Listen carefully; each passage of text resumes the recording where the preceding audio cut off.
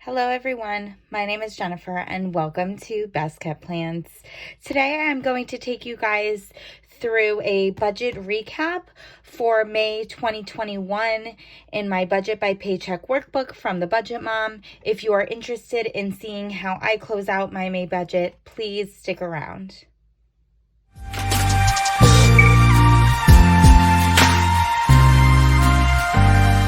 Okay, so the meat and potatoes of closing out your monthly budget using the Budget by Paycheck Workbook from the Budget Mom is these Where Did My Money Go worksheets. They are 3 worksheets that you fill out that really helps to break down your total income and where that total income went throughout the month so that you have much more of a clear idea of where you're spending your money. And the goal is to hopefully give yourself some information that you may not have realized about your spending in order to improve your spending practices moving forward. So I'm actually going to zoom you guys in. Bear with me as I try to do this. Okay, sorry for the shaking. So this is the first Where Did My Money Go worksheet. It's called the Monthly Budget Category Breakdown. And this really is to show you where every one of your dollars went based on your budget categories. The first thing that you have to do is figure out your total monthly income. And that's what these boxes up top are for. So the Budget Mom breaks down the total monthly income into what did you bring into the month. So in this instance, it would be what did I have in my checking account and in my cash envelopes on May 1st, 2021. Plus, what did I bring in? And that's not just from my employer, that's not just from my job, but that's also if I pulled anything in from my sinking funds, if I was reimbursed for anything. So this amount here, this $9,669.37 is not just what I made at my job. I also brought in a little bit of money from my medical sinking fund, and I was also reimbursed by my best friend for the vacation that we're going to be going on in July. So when you add these two together, that's what gives you the total monthly income that you're really basing your budget off of, because every single one of your dollars should be accounted for. So for this month, my total income was $10,772.53. If we move on down, we basically start to get into the breakdown of where that $10,772.53 went. So for the Budget Mom, she always tries to kind of enforce putting budgets in place. So the way that I come up with these monthly budgets for each of my spending categories is basically by adding together what I budget for 2 different paychecks. Because I get paid bi-weekly, that's usually 2 paychecks per month. And so that's just kind of what I've decided to put in these categories. Now, that doesn't always work out for me, and that'll sometimes make it look like I overspent or underspent when maybe I really didn't, because where in the month I get those paychecks changes. I don't get paid, always on the 1st and always on the 15th. It fluctuates because it's bi-weekly. And so sometimes that can make things look a little funny, and I'll explain in one of these categories why it does this month. But for the most part, kind of just using, what I would budget for 2 paychecks works out. For groceries, so I budget $400 because in each of my paychecks, I pull out $200 for grocery spending. I only spent $315.94. Therefore, I have a difference of $84.06. Now, whatever the difference is, I always mark that off with a highlighter in order to know if I was under budget in green or over budget in red. For eating out, I budget $100. I spent $121.11. So it looks like I was over budget by $21.11. Now, this is one of those categories that looks a little funky because of the fact that I received a paycheck the last day of April going into May, and that spending along with my May spending makes it look like I overspent. But really, honestly, if I kind of break it down for the 2 paychecks I received in May, I was well under $100, but that's kind of an instance where when those paychecks fall kind of makes a difference and can skew the way things look, because I break down my budget. I do this budget overview from what I spend from the first of the month to the last of the month, not from what I spend at the end of 2 pay periods, if that makes sense. Gas, I was under budget by $28. Miscellaneous spending, this is always a difficult category for me, and it looks like I was over $311.61. The one thing I will state is that if I sometimes have like an odd expense, I throw it under miscellaneous, but that may not be coming out of the $200 per pay period that I budget for miscellaneous spending. I'll give you an example. The paycheck that we're currently working on, I have this cloth and paper subscription box payment for $38, and I had to pull out $100 for a shower gift for 2 of my friends. Those things, I know where there's a reason for them. I factor that into my bills, but when I track them on my expense trackers, I label them as a miscellaneous. So it's not coming out of my cash envelopes. I know I need to spend it. I've made it a bill, but that's part of why, like, here is 138 of the dollars that I'm over $311 for. Do you know what I'm saying? So that's why a lot of times my miscellaneous spending on the monthly budget category breakdown looks a little bit off. For savings, I always, so my goal is to save $30,000 in 2021 towards my number one savings goal, which is my house savings. And I've broken that down that I feel like I could save a potential $1,500 per paycheck. So that adds up to $3,000 per month. That being said, this here is not just my house savings. This is also any savings I've done for the 2021 savings challenges, for my $5 savings challenge that I'm participating in, for my sinking funds. So that's a total lump sum. So this month I did save $4,464.54. Debt. I don't have credit card debt in the sense that I'm trying to pay off balances, right? I do occasionally use a credit card if there's some incentive for me to do so, like a percentage off, like a cash back. And in the month of May, I did make several purchases using my credit cards. I purchased some Universal Park tickets for when I go on vacation in July. I had to put a couple of work-related expenses on my credit cards, which I was finally reimbursed for. So even though I don't have a budget for debt because I technically am credit card debt free, I did put things on my credit cards in the month of May, and I always pay them off right away. So that was $2,916.46. My utilities are always about the same amount. So I was only under by 30 cents. That's because I always round up as my average. Insurance is only my car insurance. That's the only insurance that I have. I don't factor in my health insurance because that just automatically comes out of my paycheck before I even see my paycheck. So this is strictly for my car insurance. Housing is my rent. I do give to my church. And then I did pull in $30 from my medical sinking fund for a copay for a chiropractic visit that I had. The key for this monthly budget category breakdown is that you have to include your June starting balance or whatever money you're rolling over into the next month. If you don't do that, it's going to look like you're short. And the reason is because this is a zero-based budget and every single dollar you have needs to be accounted for. So I am rolling over in my checking account and in my cash envelopes $987 from the month of May to the month of June. And that's because I just received my second May paycheck on the 27th. And if we go back to my monthly calendar, I'm super zoomed in, so I don't know that you're going to be able to see. But basically, I got paid on the 27th here, but I didn't use this paycheck to pay any of my bills for the month of May. I'm actually using it to pay bills for the month of June. So that's why this rollover amount is so large.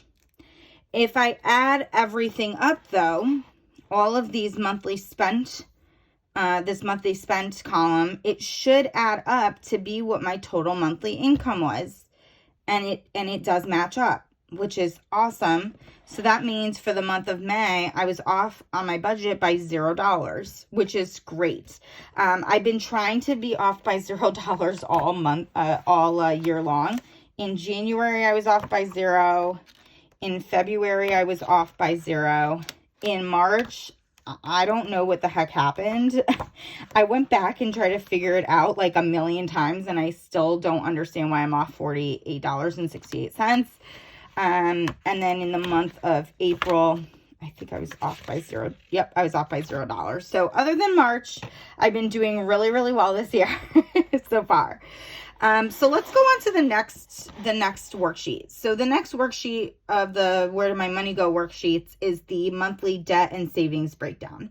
And this is really where you can get into the nitty gritty of what you did with your money that you put towards debt and what you did with your money that you put towards savings. So basically, I put 27.1% of my monthly income towards debt for the month of May, I should say. And I can go down and I can look at exactly where that went. Now, again, like I said, I don't have any like credit card debt that's revolving, right? The only real debt that I have is my student loans, which I'm not currently paying on because they're in, I don't know the proper word, but basically there's like a hold on payments because of the COVID-19 pandemic. And so I'm not paying on them right now because I'm trying to put more money towards savings. So these are the 4 different credit cards that I put payments on. This Capital One was completely work-related expenses that I was fortunately reimbursed for. This Kohl's one was for a Keurig. Macy's, this was a little bit of a splurge for myself for stuff that I need to, or clothing, I should say, for me for going on vacation in July. And then this Discover was Universal theme park tickets for when I go on vacation in May. Overall, not horrible expenses in the sense that like there's a purpose behind them. This Macy's one is really the only one that was like very splurgy and not completely necessary, but I do actually need clothes to go on vacation with. When it comes to my savings, I put 41.4% of my income to savings for the month of May. And that breaks down into a bunch of different categories. So my number one savings goal, my house savings goal, got 53.9% of that. And that was $2,407.54 under my $3,000 goal. But that's because I decided in the month of May that I wanted to fully fund my 2021 sinking funds. So if I hadn't done that, then I would have met that goal. Here are my sinking funds, $778. That's a lot more than usual, but that's because I fully funded them. This is this Disney sinking fund. This is basically me getting reimbursed from my friend for our trip. What she reimbursed me was more than this, but I used some of it to pay off this Discover card because, again, that I had purchased the tickets for us to go to Universal. So pay that off, and then this is what's left. I did contribute $195 to my 2021 savings challenges. I contributed $60 to the $5 savings challenge, which is basically where every $5 bill that I come across, I save in a jar. And then my emergency fund. So, oh no, sorry guys, didn't mean to do that. So I had mentioned a few Budget With Me's ago that I decided that with the money that I don't use from my variable cash spending envelopes, at the end of a pay period, I'm going to, instead of depositing that in my checking account and putting it towards my house savings, I'm actually just going to roll it over into an emergency fund. I do have an emergency fund already in the bank, but it's always good to fluff it up, or to continue fluffing it up. So I found that this was a way to kind of do that without really feeling it a lot, I guess I would say. So overall, at the end of the last paycheck that I received in April, that kind of ended in May. And then the 5/13/21 paycheck that I received, I was able to put $69 towards my emergency fund. The last of the Where Did My Money Go worksheets is all about comparing your spending from the previous month to the current month. And the reason why the Budget Mom does this is because she's hoping that you'll be able to see little patterns in the way that you spend your money and be able to kind of correct things or set goals for yourself for the next month. So I would say that for me, the number one is always trying to bring down my miscellaneous spending. Now, again, that's not just the $200 a pay period that I put in my cash envelopes, but also any random things that I know are coming that I'll put in my bills, but really will categorize as miscellaneous. So with this, it's really the amount spent and the percent of my budget for April and May in this instance. And then this area here, you can basically break down the amount of change that between the 2 months. And if I was under budget or under for the month of May compared to the month of April, I mark it in green. If I was over, I mark it in red.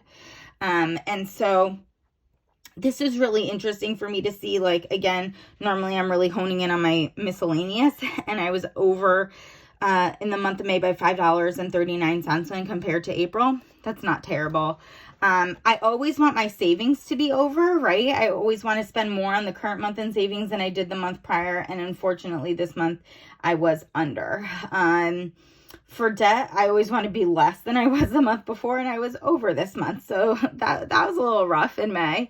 But, you know, other stuff like the insurance, housing, giving, that stuff doesn't generally change. Those are pretty fixed expenses in my life.